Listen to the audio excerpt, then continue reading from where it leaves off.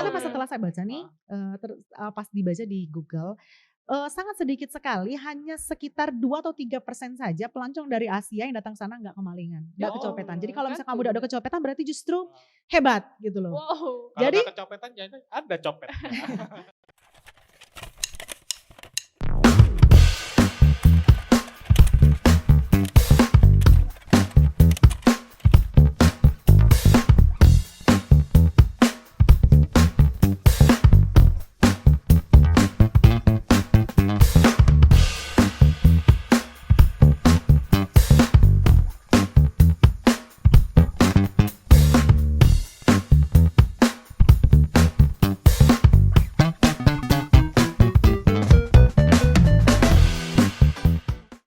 Ya, lampunya sudah menyala merah, artinya Iya. kita akan lanjut ke segmen berikutnya.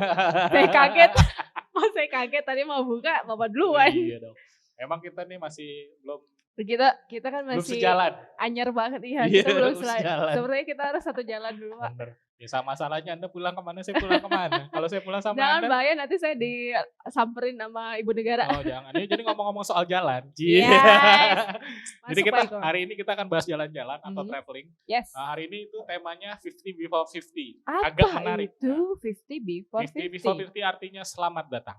Bukan, Pak. Nah, 50 sebelum. Bukan nama film yang tit itu juga ya? Apaan sih nggak ngerti saya. Oh, nggak ngerti Nggak ya? ngerti. Ya udah, cukup Jadi- saya ngerti. Hari ini tema 50 before 50. Yes. Kita bakal bahas traveling juga, nanti akan Mhm. ada bintang tamu yang tentunya sudah tidak asing lagi, seorang Oh, travel iya. influencer. Kalau Mhm. saya traveling paling jauh itu ke rumah dan kantor aja. Ya, samalah kalau kayak gitu, Pak. Saya Ini- paling lebih-lebihnya ke Indomaret, ke Alfamart. Iya. Ibu nyebut merek mulu. Gak apa-apa, itu udah nasional kok, Pak. Minimarket gitu, retail.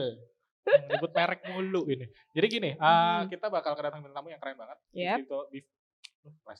50 before 50 ini kita akan Mhm. bahas tentunya akan mengenai traveling. Traveling. Jadi dia sudah pernah ke 50, targetnya ke 50 negara. targetnya 50 negara Sudah sebelum 45 negara. 50 before 50 jadi Nah. 50 targetnya 50 negara Hmm. sebelum usianya 50 10 tahun. Dan Iya. sekarang nanti kita tanya nanti kita berapa tanya. usianya dan sekarang udah berapa negara yang Hmm. sudah dikunjungi. Ya tadi udah saya sebut 45 Mm-mm. negara. Tapi Pak, ngomong-ngomong kalau soal traveling, Iya. kan kalau biasanya kita tuh rempong ya. Namanya traveler itu biasanya nih apa sih, naik kereta, bawa backpack, Iya. segala macem kayak gitu. Ah. Kalau bisa tidurnya juga di mana aja gitu Iya, kan. Nah, gitu. kalau ini mungkin agak lebih menarik karena yang dikunjungi adalah negara-negara asing. Negara-negara di Europe, Europe. di Eropa. Di Eropa. Sebelah sininya Payakumbuh.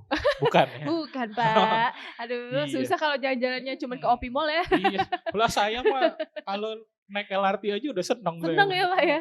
Naik taksi aja saya Ya demam. itu memang yang membedakan kita dengan Iya, sosok traveler yang kayak satu gitu. ini beda banget. Saya naik taksi aja demam. Demam ngeliat argo maksudnya. Lihat Argo ya, Saya yang kalau naik taksi bukan ngeliatin jalan, Bu. nanyain Argo. Ngeliatin argo. Ini argonya udah berapa? Kayak ke sahabat Miss Queen seperti kita Iya. seperti itu. Miss Queen kita, lu aja kali ah. Saya mah sahabat biskuit. Miss Queen, jadi kayak nama coklat. Tahan dulu, kita baca Oke. berita dulu di Sok. Apa ada informasi apa, Pak? Jadi ada riset tentang perilaku Hmm. traveling saat new normal. Kita kan Oke. udah mau masuk masa new normal katanya. Dan tentunya memang di masa-masa pandemi kemarin, apalagi pas hot-hotnya tuh agak sedikit merubah, bukan sedikit merubah banget cara orang untuk traveling. Salah satunya mungkin dengan cara virtual traveling. Virtual gitu kan. traveling. Sebenarnya sebelum pandemi saya juga sering virtual traveling. Yang ngayal kan, Pak, Bukan, maksudnya. Bukan dong. Ibu ini ketinggalan zaman sekali. Apa gimana? Pakai Google Earth dong. Aduh, ya Allah, Virtual iya. traveling. Iya. Virtual traveling kan udah ada Google Earth. Ya harus kayak Saya itu begitu. kalau pakai fitur Google cuma Hah. cari berita artis aja. Iya. Tahuan Mbak ini Gosip, hobinya jurit. julid. Ikut IG lambe tur. Ya, terus gimana Makanya tuh, gitu. Pak? Kalau virtual traveling kan ya Yes. biasanya ada yang maksudnya traveling tapi dari rumah. Heeh. Tentunya ini akan sangat menantang sekali untuk para pelaku-pelaku Yoi. pariwisata kan. Heeh. Dan tentunya apalagi orang yang memang kerjaannya itu traveling dan Mm-mm. nggak bisa traveling emang nggak mau, memang Mm-mm. salah satu jalan keluarnya adalah dengan virtual traveling yang Oke. menggunakan seperti ada Google Earth, Google Map, dan Mm-mm. sebetulnya Tribun Network juga sebentar lagi akan meluncing kalau nggak salah itu ada virtual traveling yang Oh, wow. oh iya dong, Keren banget. sesuai dengan visi Tribun Network, mata lokal menjangkau nasional. Asik. Promo terus Luar saya biasa. biar saya dapat surat cinta. Oke, jadi Sebenarnya sudah ada beberapa riset melalui sudah ada 900 orang yang di koresponden maksudnya. Jadi mereka memang sudah berencana kurang lebih selama 2 bulan ke depan akan melakukan traveling. Tujuannya beda-beda. Ada yang memang untuk sekolah, untuk study, ada juga yang memang untuk bisnis. Apalagi kan memang mungkin selama masa pandemi kemarin mereka harus kembali ke rumahnya masing-masing karena memang juga ada bisnis. Betul. Ya, dan menariknya tujuan yang paling banyak dipilih oleh para calon traveler ini adalah Surabaya, Bali, Semarang, Padang, Palembang bahkan Wah, menjadi salah satu tujuan. menjadi salah satu destinasi ya. Dan memang kita tahu juga Palembang kan dikenal sebagai kota industri dagangnya cukup jadi tujuan banyak maju orang, ya. betul sekali. Dan memang artinya ini sebuah sebuah insight yang positif tentunya. Oh tentu. Untuk pegiat wisata kan memang mungkin kemarin banyak yang khususnya teman-teman yang bekerja di bidang wisata tuh terhantam sekali. Oh iya betul sekali itu. Tapi itu tadi yang disebutin Bapak itu koridornya secara lokal ya. Ya secara lokal. Belum di jangkauan luar negeri ya. Karena mungkin juga untuk luar negeri kan sekarang masih ada beberapa negara mungkin yang masih memperlakukan lockdown. Kalau kita kan bukan lockdown, lauk daun. Kalau orang Sunda kan lauknya betul, daun. Lauk daun, lalapan, alias buntu ya kalau Jiwong Palembang tuh kan. Iya. Makan daun diet makan ya daun. Kan tapi kan biar makan daun enak Pak, sehat. Apalagi pakai sambal. Betul. Kalau saya mah makan daun itu artinya. Tapi jangan salah Pak, orang luar tuh juga makan daun. Salad katanya. Oh ya salad. Bener kan? Kita juga punya salad khas Indonesia. Apa itu? Mix vegetable with peanut sauce. Oh pecel apa gado-gado. Itulah maksudnya. Jadi memang sebenarnya sudah ada salad dengan kadang kita sudah ngomong alur ngidul kemana-mana. Iya, baiklah daripada tambah jauh Pak, kita akan perkenalkan dulu sosok narasumber kita pada hari ini. Betul. Mau tahu siapa dia? Setelah yang dua ini. Yap, masuk ke segmen. Siapa dia? Mbak kalau nyanyi hati-hati Mbak, ntar kita bisa kena copyright. Kenapa? Kemarin edisi pertama kena copyright loh. Masa? Iya. Itu sih karena suara Bapak aja. Iya. Oh suara saya tadi kayak ini katanya. Jeremy Thomas. Ya udah deh, terserah lu deh. Oke, sudah bersama dengan kita pada edisi kali ini. Yang nonton siang boleh, nonton pagi boleh, menonton malam atau sore juga boleh. Saat ini sudah bersama dengan kita sosok yang tidak asing lagi, ada Mbak Indah Rizky Aryani. Halo, aloha. Banyak banget ya penontonnya, ada 2.500 orang ya. Betul. Ini baru 2.500, nanti datang lagi 10.000 Mbak. Ada yang mau tribun Mbak, tribun Sumsel maksudnya. Nah, rame ya Mbak Indah. Rame sekali. Mbak Indah, tapi Mbak Indah ini terkenalnya dengan nama Mbak Indah Rizky Mujiair. Iya benar. Ini Mujiair ya bacanya atau Mujair. Mujair. Mujair ikan. Terserah gitu. Bapak aja sih mau nyanyi apa namanya bacanya dengan aksen apa. Dibebaskan sama yang pemilik Dibebaskan. nama. Tapi ngomong-ngomong bukan karena jadi pengusaha tambang ikan kan? Enggak, bukan. Karena kan kalau misalnya pakai nama ikan biasanya kan cepat terkenal ya kayak Tukul Arwana. Iya. Ikang Fauzi. Betul, kan? ikan. Saya FYI nama saya Givano Tahalele, ada unsur ikannya ada juga. Tapi saya belum terkenal. Kenapa ya kira-kira? Anda kurang bekerja keras. Oh iya betul. Beli beras. Gak ada arti sih sebenarnya. Gak ada arti. Jadi emang tidak ada arti khusus sih, tapi memang zaman dulu kan waktu SMP kan nama saya cukup pasaran gitu. Soalnya kan kalau zaman dulu tuh pokoknya nama Indah itu dalam satu kelas bisa kadang-kadang 5 sampai 10 kan. Betul. Di kantor jadi juga ada namanya Indah. Tuh udah banyak banget kan. Jadi untuk membedakannya pokoknya Indah yang mulutnya paling hobi ngereceh gitu, nggak berhenti sama kayak ikan mujair akhirnya dipanggil Indah Mujair. Oh seperti itu ternyata. Saya tuh sempat agak ragu mau nyebut Mujair, nanti takut salah. Ternyata Mujair seperti orang India. Saya pikirnya kayak gitu. Aduh gue takut salah nih ntar panggil Mak Mujair. Enggak sih, itu cuma panggilan keren lah ya. Nama bahasa gaul lah. Nama gitu. panggung. Nama panggung. Ya jadi di sini sudah ada Mbak Indah Rizky Aryani atau Mbak Indah Rizky Mujair. Ini mungkin teman-teman ngobrolers lain kemarin lagi. apaan? Sekarang ngobrolers. Ya teman ngobrol kemarin juga mungkin bukan kemarin sih, mungkin tahu kalau si Mbak Indah ini seorang travel influencer yang hobinya sering keluar jalan-jalan. Jadi tapi aku nggak kenal sih, maksudnya baru ini tahu sama Mbak Indah ini pas waktu videonya viral pas dia lagi di luar negeri, terus bercandain orang-orang sekitar pakai bahasa Palembang. Jadi itu viral banget videonya. Asli unik banget. Betul. Jadi sampai di situ kan temen orang-orang Palembang merasa, wah ada orang Palembang. Siapa ini ya? Gitu. Waduh biang kerok mana lagi nih? Apalagi kalau orang Prancis bisa, wih. Nah itu boleh ceritain dulu tuh Mbak Ina, karena yang viral kan pada saat itu video itu ya. Oke, sebenarnya sih memang kalau aku biasanya kalau misalnya traveling itu memang sering kali nguyok lah ya, nguyuin orang apa sih namanya asing, dan memang sebenarnya di situ ada makna edukasinya nih bahwa begini, kita tidak perlu menjadi pintar, maksudnya tidak harus kita menguasai bahasa Inggris atau bahasa apapun untuk hanya sekedar mau berjalan-jalan ke luar negeri gitu. Jadi sebenarnya yang paling dibutuhkan ketika kita berada di luar negeri itu adalah komunikasi badan ya atau bahasa tubuh lah ya. Jadi even kita kadang-kadang dulu pertama sekali aku memang punya pengalaman, jadi pertama sekali berangkat ke luar negeri itu kan waktu itu ke Singapura. Itu zaman kalau nggak salah 1900 sebelum Masehi. Oh iya. Lama. Kamu nih aneh. Zaman kuda gigit besi lah pokoknya. Nah jadi waktu datang ke sana saya memberitahu adik-adik saya yang masih kecil zaman dulu. So aku kasih tahu sama mereka bahwa kamu nggak perlu pinter bahasa Inggris, kamu mau dicontohin nggak? Saat itu saya nanya jam sama orang Singapura. Orang Singapura kan sebenarnya sama orang Indonesia nggak terlalu begitu beda jauh ya, Chinese gitu kan. Terus aku tanya, Pak, pala uak kau ada berapa banyak? Begitu kan, biasanya kan. Saya nanya gitu kan.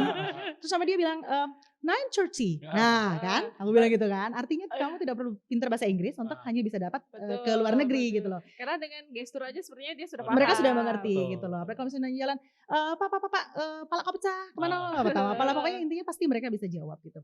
Nah, ada satu pengalaman lucu, jadi waktu itu aku bilang lagi sama adikku, dia mau contohin nih, oke kita aku coba ini, bener apa enggak sih nasihatnya si Mbak Indah ini. Nah pas dia coba nanya, Pak, kau ini Buyan ya? Nah bilang gitu kan, terus dia bilang 9:30, orang Indonesia ya, orang Palembang ya sama katanya gitu. Rupanya orang Palembang yang dikola kayak ini. Waduh, yang Buyan katanya.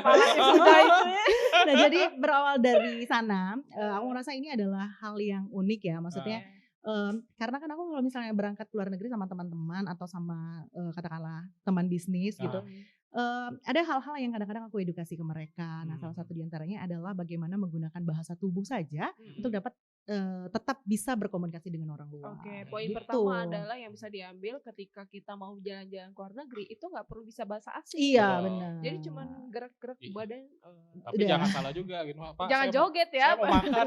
Saya ngerti lapar. Jangan joget Pak. Joget-joget. Bingung mereka kan. Tapi Mbak Ina waktu itu pas pertama kali negara mana yang dikunjungi? Kapan maksudnya, selama hidup atau yang pas cerita kemarin? Iya, selama jalan. Kalau pertama sekali jalan ya itu tadi ke Singapura waktu SMA. Iya. 1900 sebelum Masehi tadi. Iya, 1900 sebelum Masehi tadi. Nah pasti kan pernah mengalami culture shock dong, karena ada yang perbedaan makan. Iya benar. Karena kan zaman dulu tuh yang namanya perut saya kan perut orang deso.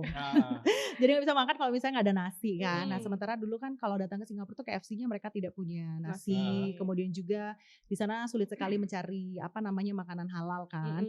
Ya pertama sekali pasti otomatis saya merasa shock lah ya dengan apa namanya culture yang ada.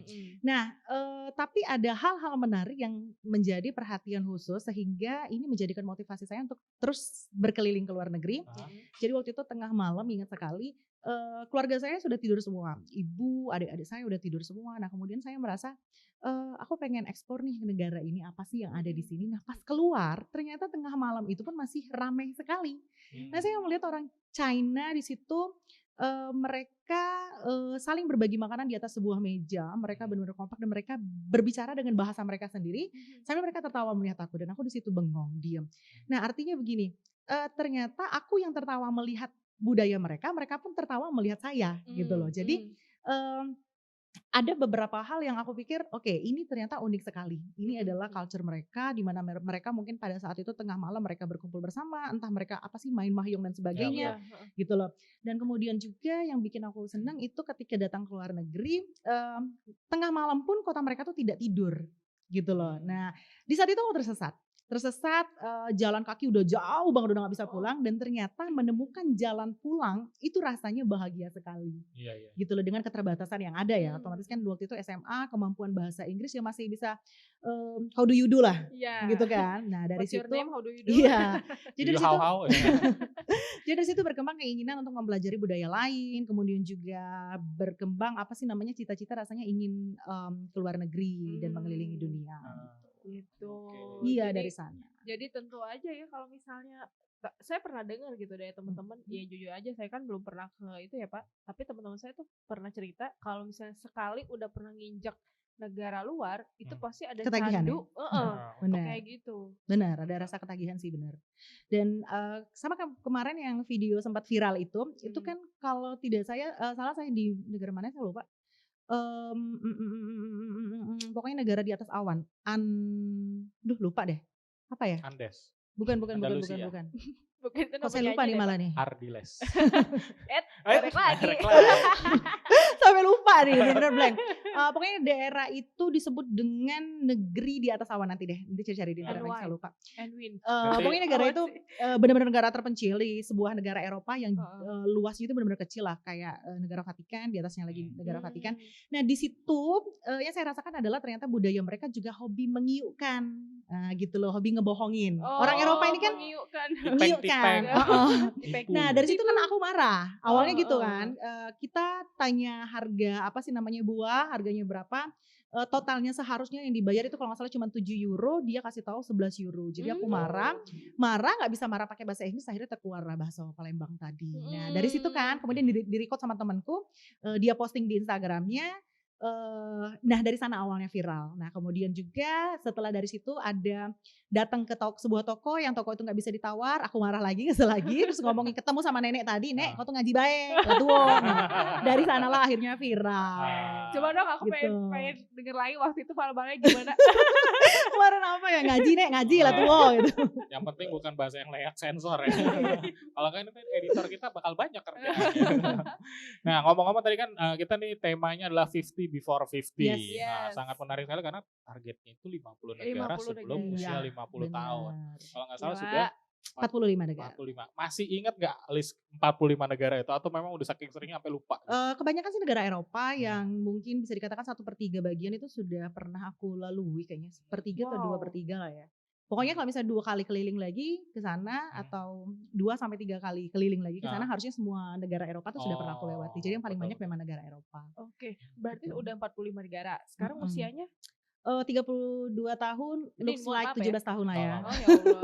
Nah tapi artinya masih jauh sekali ya, ini udah hampir mencapai target. Enggak, sebenarnya gini loh, kalau menurut aku sebenarnya target 50 negara itu bukan adalah hal yang fantastik untuk seorang tour travel gitu kan. Karena kalau misalnya basicnya kita adalah seorang tour travel, ini adalah pencapaian yang sangat mudah sekali gitu. Tapi aku merasa kenapa pencapaian ini adalah hal yang berat sekali untukku, karena yang pertama aku adalah seorang wanita yang notabene sudah memiliki suami, memiliki 3 anak, kemudian juga dengan kesibukanku yang memang memiliki bisnis dan memiliki beberapa staff, otomatis yang menjaga bisnisku yang memang belum terlalu autopilot. Dan juga memang aku mengemban tugas yang lumayan berat nih sebagai ibu ketua PKK di sebuah kecamatan di Kota Palembang, Kecamatan Kemuning.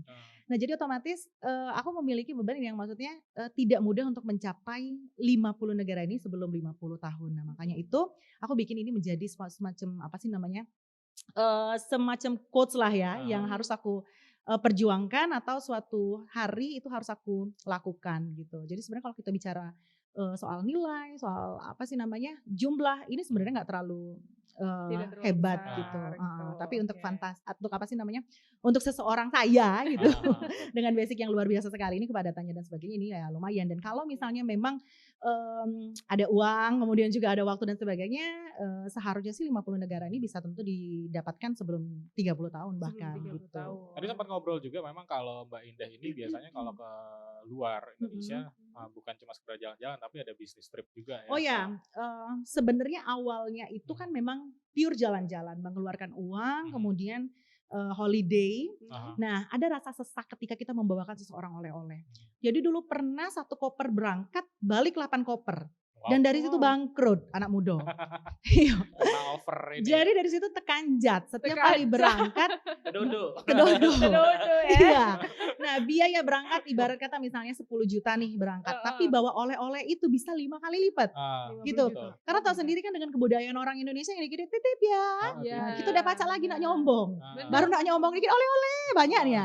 Apalagi sosial media gitu kan. Apalagi sosial media benar sekali. Janganin waktu tejingok muko kita berdua dikit bae.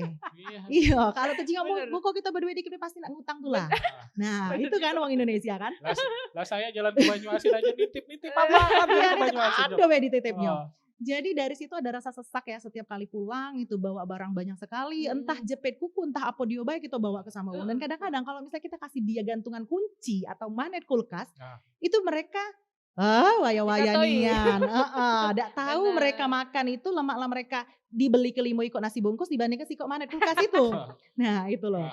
Jadi ada rasa sesak, wah ternyata jalan-jalan ke luar negeri ini kita boleh sombong dikit, tapi di TTP uang banyak mati lah gitu loh kan. Jadi ada rasa sesaknya itu, kemudian iseng-iseng nawarin kawan. Ternyata nih kemarin pertama kali ke Jepang, aku beli pensil alis, dan pensil alis itu ternyata enak sekali dipakai, dan ada beberapa teman tuh yang bilang, Indah enak banget dipakai pensil alis ini. Aku coba untungin, nggak seberapa sih untungnya. Cuman pas setelah itu kita beli, cari barang yang harusnya aku saat itu destinasinya pergi ke satu kota nih, Shirakawago kalau nggak salah. Tapi ada rasa ada beberapa orang yang nitip barangnya kurang, kita pergi ke mall lagi beli, dan ternyata ini mungkin karena memang aku jiwanya pebisnis juga, ada rasa yang justru ingin memenuhi keinginan customer tadi gitu loh kan. Nah dari situ bawa barang lumayan, pas dihitung-hitung untungnya lumayan juga ternyata hanya sebuah pensil alis. Betul. Ternyata dengan jumlah yang segini omsetnya lumayan. Berarti kalau misalnya bukan cuma pensil alis bayangku jual di sini, toko jepit kuku dan sebagainya tadi mungkin bisa membiayai saya ke luar negeri. Betul. Begitu kan.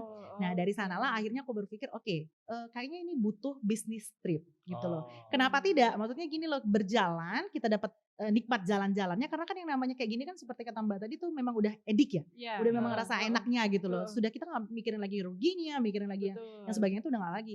Jadi pas kenapa tidak gitu aku cobain. Nah akhirnya pertama sekali itu aku coba di tahun kemarin, di November apa kalau nggak salah, ingat sekali itu datang ke Amerika, karena kan barang-barang di Amerika tuh sangat murah sekali, jauh sekali dibandingkan di Indonesia. Kita bicara dengan satu brand nih misalnya di Indonesia tuh bisa harganya puluhan juta, let's say 5 juta nih, di Amerika itu barang bisa ratusan ribu doang, gitu loh. Karena kan di situ ibarat kata sendal jepitnya di sana kan, ibaratnya mereka memang pakai barang itu untuk sehari-hari, sementara kalau di kita kan wah ini high end brand yang harus dipakai, dan orang orang kaya aja yang pakai ini gitu. Dan sementara kan uang Palembang tau lah dewe. Kalau masakan nah itu dia tadi. Kalau saya bukan pakai sendal Gucci, cuci. Nah udah dari sana tadi akhirnya coba iseng, nggak bawa barangnya sedikit, bajunya sedikit, kemudian coba memenuhi keinginan customer. Jadi aku foto-foto, kemudian bawa, ternyata uang berangkat ke luar negeri saat itu tercover dengan biaya pulang, keuntungan dari itu. Ya, karena pada saat itu sih memang tidak ada expense yang dibayar ya. Maksudnya saat itu kan yang namanya pengalaman keluar negeri pertama, nama saya juga belum di blacklist dan belum begitu terkenal. Kalau sekarang kan nama Indah Rizky Aryani sudah langsung blacklist, coret. Langsung masuk ke kantor. Nah, kalau sekarang kan kita sudah berbicara memang benar-benar hitungan ya. Maksudnya hitungan persentase pajaknya dan sebagainya memang harus sudah saya bayar. Jadi memang sekarang ini sudah berbicaranya memang tentang bisnis sebenar-benarnya gitu. Pokoknya intinya awalnya memang datang ke luar negeri untuk bisnis trip karena keasikan jualan barang, dan ternyata keuntungan yang didapatkan itu bisa membuat kita berjalan ke luar negeri secara gratis. Gitu. Sampai akhirnya saya pun mengajak beberapa orang teman untuk bisa berangkat ke luar negeri bersama saya dengan biaya 0 rupiah. Jadi teman yang akrab dengan aku yang gak hobi ngutang pasti gue ajak biasanya. Saya gak pernah ngutang. Saya juga gak pernah ngutang, Mbak Indah. Nanti kita bikin podcast luar negeri. Sebenarnya bakal daftar di bawah ini. Kan Mbak Indah bisa ngelihat peluang bisnis kan. Kita juga ngelihat peluang untuk peluang untuk jalan. Kurang lebih begitu. Jadi tadi kan ngomongin bisnis trip nih Mbak, ada kan just tip tuh biasanya sebenarnya agak-agak ilegal ya. Ada beberapa yang sempat di blacklist sama bea cukai kan. Gitu. Nah kalau Mbak Indah sendiri nih memang benar-benar kalau jual just tip include sama pajak ya udah ya? Iya, jadi gini, sebenarnya sih bahasa tepatnya itu bukan blacklist ya. Pada dasarnya kan pajak itu adalah bagaimana pemerintah meningkatkan pendapatan suatu negara kan. Jadi sebenarnya bukan blacklist sih, yang penting kamu bayar pajak ya kamu bisa masuk, begitu aja pada prinsipnya. Nah sama seperti kemarin kan aku yang pertama sekali berangkat, kemudian pulang dan bawa barang, bawa uang, selesai habis masalahnya. Ternyata menimbulkan masalah baru nih. Di berangkat berikutnya karena mungkin kayaknya memang sih data kantor pajak otomatis kan mereka memiliki data yang lengkap siapa saja yang berangkat kemudian yang pulang kan. Ada yang namanya manifestasi penumpang. Jadi dari sana mereka sudah mempelajari nih, oh orang ini bisa bawa 1 koper, kenapa pulang bisa bawa 8 koper kan gitu kan. Nah otomatis dari sana akhirnya nama saya dikenal gitu. Mulai dikenal. Jadi pokoknya kalau misalnya di sana tuh pergi kemana wae nama budak ini harus diperiksa kalau barangnya. Gimana berangkat 1 balik 8. Pasti langsung. Iya. Nah ya udah jadi dari situ akhirnya nama saya cukup dikenal dan ya mau tidak mau ya kita otomatis harus membayar pajak ya. Jadi dan sekarang ini pun kesini ujung-ujungnya bukan lagi masalah keuntungan yang saya dapatkan karena sekali lagi memang yang namanya jalan-jalan ini sudah menjadi edik atau kesenangan tersendiri untuk diri kita gitu secara pribadi. Akhirnya saya sudah nggak lagi mikirin untung yang banyak nih gitu. Yang penting bisa berangkat ke luar negeri, apalagi kalau misalnya ngajakin orang itu apa sih namanya menyenangkan orang lain itu memiliki rasa apa sih namanya membuat diri saya itu rasanya bangga. Ya ada kebanggaan tersendiri gitu loh mengajak saudara saya, mengajak orang tua saya yang notabene mereka belum pernah mencoba datang ke Amerika atau mereka belum pernah ke Eropa ke bagian mana gitu saya ajakin dengan gratisan. Begitu juga dengan teman-teman. Nah itu sudah apa sih namanya nilai lainnya yang saya ambil di situ. Jadi bukan soal keuntungan semata. Jadi ya sekali lagi just tip saya itu sudah termasuk perhitungan pajak dan sebagainya. Jadi nggak kejar-kejaran kucing-kucingan kayak orang lain enggak. Kan suka ada yang ya maaf sih ya, emang saya suka merhatiin just tip ada yang hand carry. Memang beresiko sekali sih. Apalagi kalau barang elektronik tuh ya. Iya, kalau barang elektronik mereka ada pembatasan barang, aku lupa nih istilahnya apa karena sudah lama juga nggak berangkat. Jadi memang ada pelarangan pembatasan barang atau apa aku lupa. Kayak handphone itu kan maksimum 1 penumpang itu hanya boleh bawa kan 2 gitu dan ada beberapa.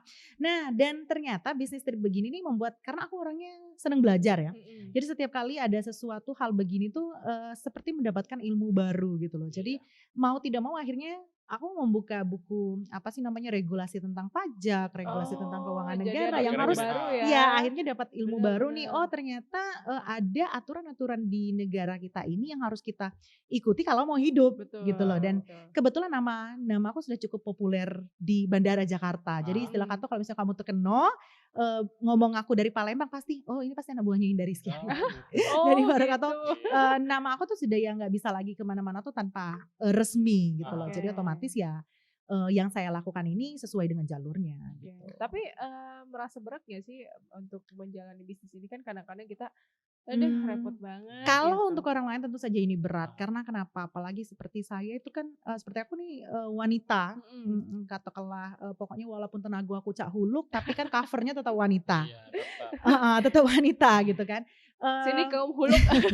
Kadang-kadang kalau misalnya yang namanya kesenangan itu kan berbeda ya kesenangan orang. Kayak aku tuh orangnya memang disiplin sekali kalau di luar negeri bisa bangun jam 7 pagi dan bahkan kalau di Amerika itu kan ada toko-toko seperti Walmart dan sebagainya itu bukanya 24 hours jadi 24 jam dan di sana aman alhamdulillah nggak seperti di Eropa. Nah aku bisa pulang dari toko itu bisa jam 3 sampai jam 4 pagi. Jadi tidur tuh hanya 4 jam 5 jam sehari dan itu entah kenapa rasanya bener-bener bukan lagi masalah uang sekarang kita bicara ya, sekarang takaran perasaan gitu loh. Sama kayak kamu yang mungkin ada yang seneng bersepeda atau mungkin ada orang lain yang hobi mengkoleksi sesuatu, boneka Barbie dan sebagainya. Nah ini jalan-jalan kemudian mencari barang orang lain, kemudian puas nih dapat barang orang lain, memberikan kepada mereka. Itu rasanya sudah apa sih namanya sudah ada rasa kebahagiaan tersendiri gitu. Dan tentunya memang tadi untungnya juga lumayan sebenarnya. Lumayan sih ya kalau dulu tapi kalau kesini-sini sih ya imbang lah. Dan tidak semata-mata juga untung. Jangan dipikir setiap perjalanan itu pasti untung.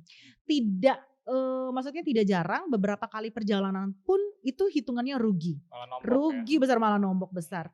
Ada beberapa perhitungan yang kadang-kadang salah. Kemudian juga ada beberapa apa sih namanya pengeluaran biaya tidak terduga yang harus dikeluarkan. Itu yang sangat besar sekali. Kurs juga tentunya pengaruh ya. Kurs juga berpengaruh. Apalagi kalau misalnya hitungan pajak itu kadang-kadang kita ngitungnya beda nih. Ini berapa persen ternyata pas ada di meja kantor itu beda.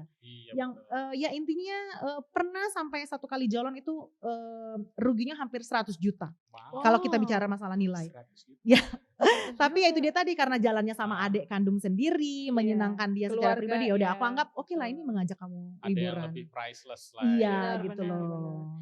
Itu memang kadang-kadang suka jadi persoalan ya kalau misalnya kita liburan, jangan kan keluar negeri gitu. Liburan keluar kota aja kadang-kadang orang tuh bukannya nitip ya bukan gitu. oleh-oleh ya. Iya. Kadang-kadang kan Nah, seperti itu ya. Iya. Kadang-kadang bukannya nggak mau beliin tapi mereka nggak tahu kan kadang-kadang kondisi kita Iya, cuma untuk sama waktunya ya. keluarga. Apalagi kalau Betul. misalnya namanya jalan-jalan kan kita memang waktunya untuk merefreshingkan diri kan. Betul. Makanya kata Mbak Indah tadi gitu, mau sombong aja kayaknya rada susah banget Susah gitu. Pergi keluar kota ada keluarga meninggal, titip ya. Aduh, astaga. Waduh, titip Terus kayak kemarin apaan? perjalanan terakhir di bulan Maret kan itu berdekatan sekali, bertepatan sekali dengan COVID-19 kan. Otomatis itu pengeluaran saya jadi banyak sekali. Saya membawa orang. Kemarin yang saya bayarin juga saat itu, ada 2 orang yang saya bayarin. Dan itu jatuhnya nomboknya jauh sekali. Luar biasa. Yang pertama karena biaya tiket yang harus saya bayar pas pulangnya itu menjadi double atau 2 kali lipat.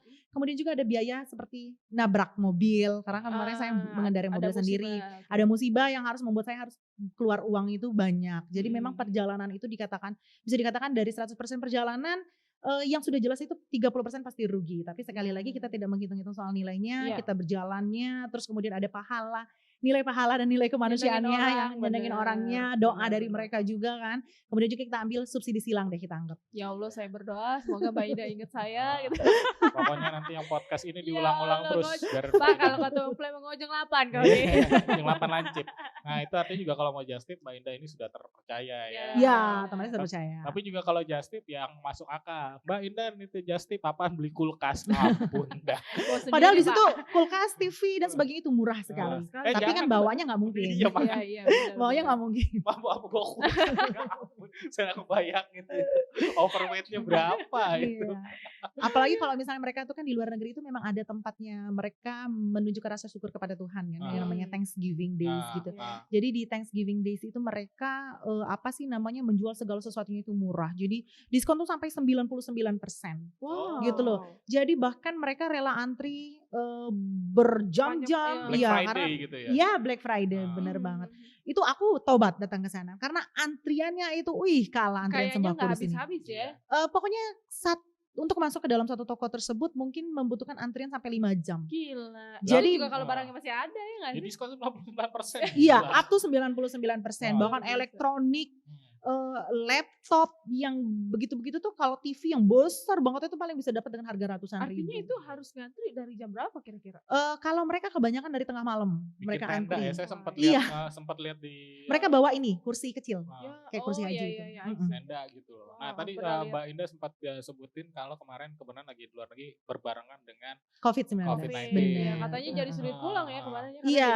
Nah, sebenarnya bukan sulit pulang sih karena memang kebetulan kan negara yang aku datangi saat itu Paris. Paris dan beberapa negara Eropa lainnya itu menutup aksesnya pada tanggal 17 Maret. Ya benar 17 Maret. Harusnya kita pulang tanggal 18 Maret. Oh my god. Nah, hari itu kita sudah reschedule tiketnya menjadi tanggal 16 Maret kalau nggak salah. Tapi ternyata kita punya kendala berikutnya nih. Kita kan pulangnya lewat Singapura kemarin karena rencananya kita di Singapura mau stay dulu di sana beberapa hari. Ternyata Singapura tuh sudah nggak terima lagi. Itu yang jadi masalahnya. Iya, Singapura sudah lebih dulu menutup aksesnya dan bahkan untuk orang yang transit pun mereka nggak terima karena Singapura itu betul-betul ketat. Ya. Iya, soal COVID ini mereka benar-benar ketat dan aware banget. Jadi mau tidak mau berarti tiket yang sudah di reschedule, yang sudah kita bayar, jadi sudah bayar uang sekian harus tambah lagi karena reschedule dan akhirnya harus hangus mau tidak mau dan kita beli tiket baru dengan harga yang sama saja dengan pengeluaran kita saat itu. Ya Allah. Iya, jadi itu yang benar-benar luar biasa sekali. Belum lagi pulang ke Indonesia saya harus tes COVID dan itu mengeluarkan biaya kalau nggak salah 6 juta. Waktu itu rapid test belum kayak sekarang ya? Belum seperti sekarang ya yang harganya ya lumayan tidak begitu tinggi. Kemarin saya juga bukan rapid test sih, tapi swab dan memang dulu juga swab itu hanya ada di beberapa rumah sakit tertentu dan kebetulan saya kemarin tuh ke rumah sakit swasta yang bisanya melayani seluruhnya. Jadi nggak cuma swab aja tapi harus cek semacam general check up lah mungkin begitu ya. Semuanya gitu. Jadi ya sudah, jadi dari sana kan bener-bener pengeluarannya itu tak terduga sekali. Gila ya. Waktu dalam kondisi terlockdown di Paris tadi. Di Paris. Orang agak beda dikit. Itu suasananya kayak gimana Pak? Apa kayak kalau lihat di berita atau di media lain kan kelihatannya tuh kayak suasananya kayak film-film apokalips gitu, sepi, bener-bener gak ada apa-apa. Sebenarnya saat itu kita sudah mulai curiganya waktu itu aku dari Amsterdam dulu kalau nggak salah, Amsterdam, Belgia, baru Paris. Amsterdam, ya benar Amsterdam, Belgia, kemudian ke Paris.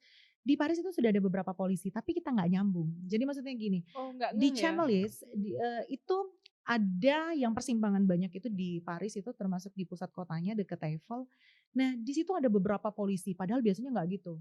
Kemudian aku mau belanja LV. Nah biasanya kalau datang ke LV minimal 20-30 orang harus ngantri. Kemarin nggak ada antrian. Itu yang bikin lah kok sepi banget ya. Oh mungkin ini karena corona aja atau gimana, tapi nggak tahu kalau misalnya negara itu saat ini tuh lagi bener-bener heboh banget gitu loh. Mereka ditangkepin kalau misalnya keluar gitu kan, tapi mungkin karena kita juga wisatawan asing, mereka mungkin lebih memaklumi ya. Karena setelah kita pulang, teman aku yang tinggal di Paris itu merasakan negara tersebut itu memang benar-benar ketat. Misalnya mau keluar beli telur aja itu harus pakai surat gitu loh. Mereka harus bayar denda yang sekian juta, 300 euro kalau nggak salah. Kalau keluar tuh berarti sekitar hampir 5 juta lebih gitu loh. Nah saat itu sudah mulai curiga kenapa ya polisi di sini, tapi aku pikir oh mungkin ini ada kemalingan atau apa, karena memang kan Paris itu sudah sangat identik sekali dengan kemalingan kan. Dan aku ngerasa biasa aja gitu. Kemudian ke Eiffel itu biasanya luar biasa sekali orang berfoto di situ, susah sekali untuk dapat spot yang bisa foto sepi, itu susah sekali. Dan kemarin kita datang sana berfoto, nggak ada orang yang mau berfoto, sedikit sekali orangnya yang datang mau berfoto. Nah kemudian kita dapat informasi dari teman-teman di Indonesia kalau pulanglah, Paris mau lockdown nih tanggal 17 Maret gitu kan. Adik aku juga yang tinggal di Jerman kasih tahu, ya yuk pulanglah ke Indonesia, ini kita di Eropa sudah mau lockdown semua. Jadi satu persatu negara itu sudah mulai lockdown kecuali Amsterdam. Jadi mau tidak mau akhirnya kita beli tiket. Di situ aku mikir begini, sebagai seseorang yang memang mungkin berpengalaman atau katakanlah di saat itu aku dianggap ketua lah ya, ketua tour lah, ketua rombongan lah di sana. Jadi mau tidak mau kita harus berpikir sangat sistematis, mencari jalan keluar yang seefektif dan efisien mungkin. Nah di situ aku mikir oke, ada beberapa option. Kita bisa pulang, kalaupun kita mau tanggal 17 atau tanggal 18 itu kita pulang, kita berarti lewat Amsterdam. Berarti kita naik kereta dari Paris, kita ke Amsterdam, dan Amsterdam masih ada aksesnya untuk menuju ke Indonesia. Di situ kan aku pikir. Tapi dipikir-pikir lagi kalau misalnya pulang ke sana, kita membutuhkan biaya lagi yang lebih banyak. Dan saat itu kan juga bawa mobil nih. Kalau misalnya pulang dari sana juga otomatis mobil juga harus kita balikin ke rental yang sama, tapi membutuhkan biaya plus lagi dengan tambahan biaya pengembaliannya. Nah akhirnya dicarilah jalan kita tetap berangkat ke Paris, karena saat itu aku masih ada di Amsterdam, tetap berangkat ke Paris, naik pesawat dari Paris tapi transitnya ke Amsterdam dulu. Karena semua pesawat udah gak ada nerima lagi. Hanya pesawat Indonesia yang mau terima kita untuk pulang ke Indonesia. Sisanya sudah menutup aksesnya semua. Bahkan pesawat yang kita naikin kemarin itu pun sudah menutup aksesnya juga. Walaupun tidak bisa refund akhirnya. Karena kan seharusnya kan kalau mereka memang meng-cancel penerbangan harusnya kita bisa refund dong. Begitu. Ada kompensasi. Tapi mau tidak mau dalam kondisi terdesak, mungkin mereka juga merasa rugi. Entah bagaimana, intinya uang saya gak bisa kembali juga, dan kita harus membeli tiket yang mau tidak mau pulang hari itu juga. Gitu. Jadi benar-benar yang wah gila, ini harus saya beli tiket, satu-satunya opsional itu cuma tiket itu loh yang harus dibeli. Mau nggak mau, udah nggak ada pilihan lain. Semua penerbangan sudah menutup aksesnya ke negara manapun, sudah nggak lagi. Singapore Airlines itu sudah stop penerbangannya. Qatar, bahkan pesawat-pesawat yang keren ya, Emirates, Qatar dan sebagainya itu kan pesawat-pesawat yang terkenal gitu kan, itu mereka sudah tutup aksesnya semua. Karena memang keadaannya genting banget. Keadaannya genting sekali. Gitu. Sedangkan kalau tetap bertahan di luar sana ya bangkrut kita, lebih bangkrut lagi. Di sana nggak ada burgo, nggak ada laksa. Masa saya menjualkan ginjal teman saya di sana. Waduh, tapi yang jadi pertanyaan saya adalah Mbak Indah ini kan sepertiga bagian katanya di Eropa itu ya, udah dijelajahi. Kenapa harus Eropa? Saya suka Eropa itu sebenarnya gini, Eropa itu kan negaranya berdekatan. Sama kayak kalau misalnya kita mepet-mepet gitu, sama kayak dari Palembang ke Prabu Mulyo itu sudah beda negara, gitu kan. Jadi otomatis untuk akses transportasinya sangat gampang sekali untuk pindah-pindah, dan itu juga menjadi salah satu alasan saya untuk membawa mobil sendiri di Eropa gitu. Iya benar. Jadi selain itu juga Eropa itu tentu memiliki culture yang sangat berbeda dengan Indonesia. Betul. Gitu kan. Selain negara yang berdekatan kayak Amerika kan memang negaranya jauh-jauh sekali. Maksudnya Amerika kan negara yang sangat luas. Untuk datang ke Amerika Serikatnya aja itu kita belum tentu bisa mengelilingi semua kota-kota besar di situ kan gitu kan. Tapi kalau di Eropa hanya 3 jam, 4 jam kayak Belgia ke Belanda itu cuma 3 jam, 4 jam sudah sampai. Iya. Parahlah Palembang Prabu Mulyo. Iya, kurang lebih aja itu. Langsung nyampe. Deket-deketan. Jadi karena deket-deketan itu atur schedule sendiri. Apalagi kalau misalnya negara-negara Balkan itu kan negaranya sudah sangat berdekatan sekali. Tapi memang saya belum datang ke sana karena memang aksesnya lumayan susah untuk datang ke daerah Balkan itu kan memang daerah yang cukup bermasalah lah ya. Jadi ternyata ada beberapa yang akses yang ditutup sama mereka yang nggak bisa ke sana dari Kroasia menuju ke apa sih namanya Hergia apa sih namanya itu Sarajevo dan sebagainya. Nah Bosnia itu termasuk negara yang susah gitu untuk datang ke sana.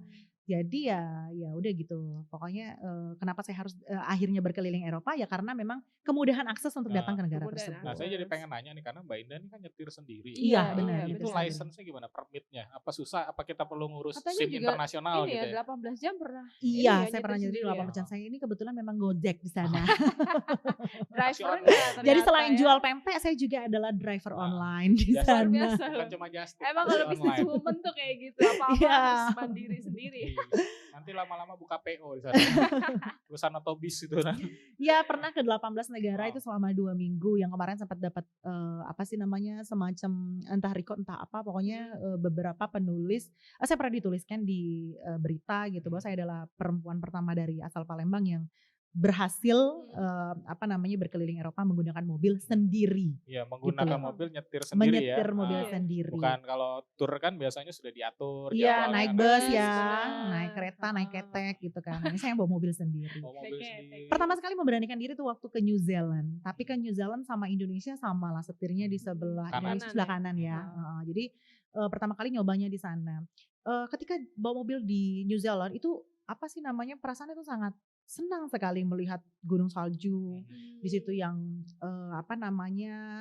abadi gitu kan, pemandangan kanan kiri yang banyak sekali hijau semua benar-benar ngerasa indah. Di situ ngerasa kepengen deh bawa mobil sendiri di Eropa. Kemudian saya beranikan diri untuk bikin SIM internasional. Sebelum ke New Zealand juga bikin SIM internasional karena ada beberapa negara yang hanya menerima SIM internasional saja.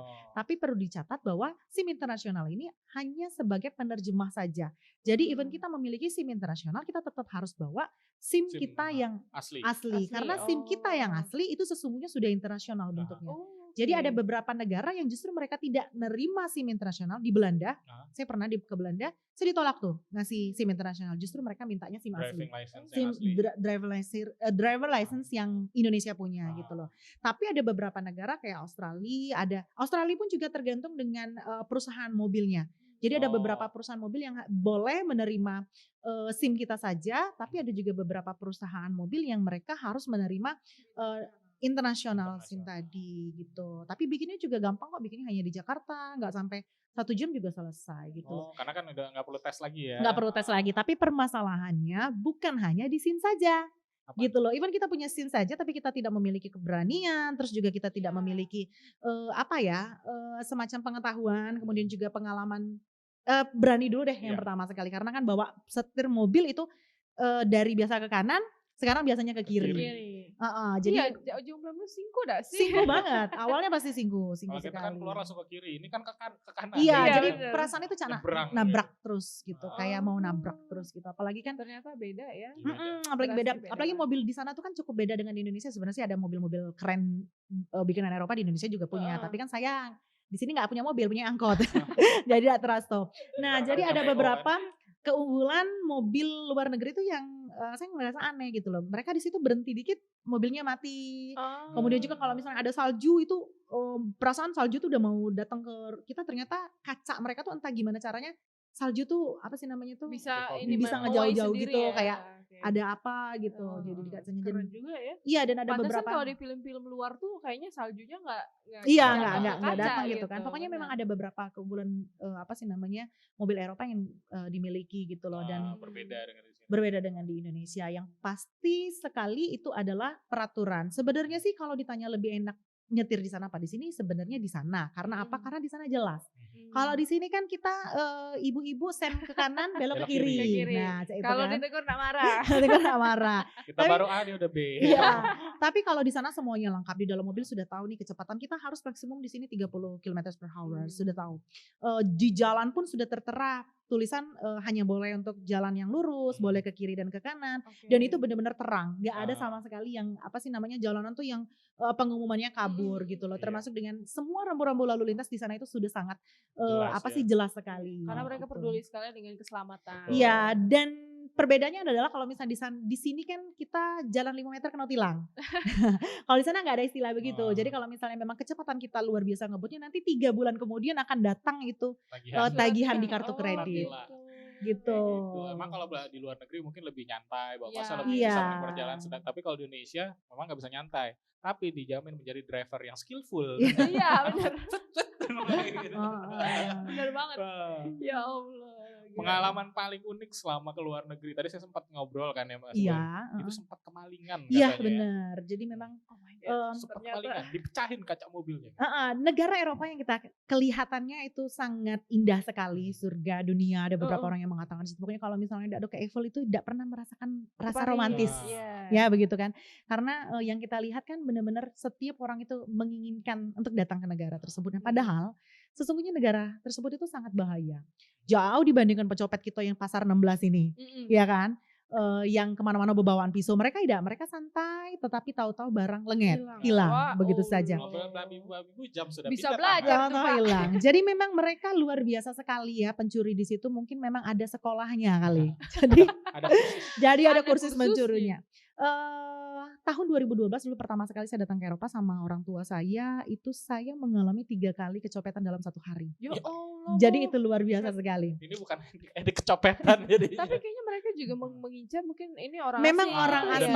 Ya, nah ternyata pas setelah saya baca nih, pas dibaca di Google, sangat sedikit sekali, hanya sekitar 2 atau 3% saja pelancong dari Asia yang datang sana nggak kemalingan, nggak kecopetan. Jadi kalau misalnya kamu udah ada kecopetan berarti justru hebat gitu loh. Jadi kecopetan ada copet. Yang bahkan katanya sekelas gubernur, wali kota datang ke sana pun yang mereka pakai ajudan banyak kanan kiri depan belakang itu pun sudah pernah kecopetan. Apalagi waya-waya kami. Itu nah itu 3 kali kecopetan. Pertama kali kecopetan itu ayah saya bawa tas dalam bentuk euro dan uangnya itu puluhan juta karena saat itu kan susah ya untuk tukur-tukur uang, media ATM pun kan kemarin kita belum tahu gitu kan, belum ya tahun 2012 masih jarang lah orang datang ke luar negeri. Nah di situ ayah lagi gendongin anak-anak saya yang tua, terus tahu-tahu uangnya hilang. Di dalam itu euro setumpuk yang untuk biaya kami 2 minggu, bayangin untuk kami berapa 10 orang nggak salah hilang. Nah di situ. Kemudian yang kedua udah ngerasa kecopetan, pulang ke hotel ada ipar, kebetulan kemarin memang foto preweddingnya di sana. Jadi datang ke semacam Indomaret gitu, di situ nggak ada orang, cuma ada cewek 1 orang. Pas pulang handphone di dalam kantong sudah hilang. Ya ampun. Cuman ada 1 wanita doang di situ. Dan yang ketiga terakhir besoknya kalau nggak salah, jadi dia jatuhnya 24 jam ya, sama 24 jam di besokan harinya datang naik kereta. Ibu sudah ngingetin suami saya, itu hati-hati Irman, suami saya Irman, dompet kamu hati-hati. Terus suami saya bilang, oh ini ada kok. Pas dipegang di belakangnya, dompet udah gak ada lagi. Noleh ke belakang ada anak kecil. Anak kecil yang sekitar mungkin kalau di Indonesia itu mungkin 1 SMP, tapi di situ kayaknya SD lah ya. Nah di situ terus langsung begini, I don't know gitu. Dompet di bawah tangan dia. Sudah jatuh di tangan dia, dan di depannya lagi ada anak kecil lagi 1 lagi, di sebelah situnya lagi ada lagi orang lain. Jadi artinya memang ini sudah semacam komplotan gitu. Jadi ternyata memang anak-anak kecil, wanita maupun apalagi orang-orang gipsi begitu ya, yang orang-orang hitam, bahkan orang-orang dengan atribut agama. Itu sering kali mencuri di situ. Itu makanya yang kadang-kadang kita penyamarannya seperti itu. Modusnya apalagi kalau misalnya halo assalamualaikum atau bagaimana ngomong ke saya gitu. Itu mereka sudah berusaha untuk mengalihkan perhatian. Justru kita harus hati-hati malah yang seperti harus hati-hati. Jadi kalau sekarang pergi sama orang lain saya sudah tahu nih. Pokoknya semuanya serba gembok. Jadi sekarang kalau misalnya datang ke Paris itu saya selalu membawa gembok banyak sekali jumlahnya. Semuanya saya gembok. Kalau bisa baju ini pun digembok di badan. Jadi saya sudah aware sama yang lainnya. Oke, kalau minta foto, kalau bisa foto sendiri-sendiri aja. Apalagi kalau misalnya muka Asia, itu benar-benar dianggap mereka muka-muka bodoh orang-orang yang hanya mau foto, gitu kan? Karena kan kalau misalnya orang Indonesia melihat Eiffel, foto di mana-mana kan tolak dewe. Kalau orang Indonesia kan di setiap sudut kanan kiri depan belakang foto, lupa lah tas tadi. Jadi memang benar-benar kejahatan di Eropa itu sangat sangat hebat sekali. Apalagi saya pernah yang lucu juga pernah Oktober kalau nggak salah waktu perjalanan ke Spanyol menuju ke Paris, di Paris itu kemalingan juga kaca mobil dipecahkan. Wow. Jadi ada yang kaca mobil samping, ada yang bagian kecil sekali itu dipecahkan sama mereka. Entah bagaimana caranya, mungkin mereka berusaha untuk membuka pintunya aja. Iya. Dan saat itu koper hilang 1, tas hilang 3 kalau nggak salah. Ya ampun. Nah koper diangkat 1, untung aja koper yang di atas itu adalah baju-baju saya. Nah jadi dalam hati itu sudah ada pakai baju ini aku besok.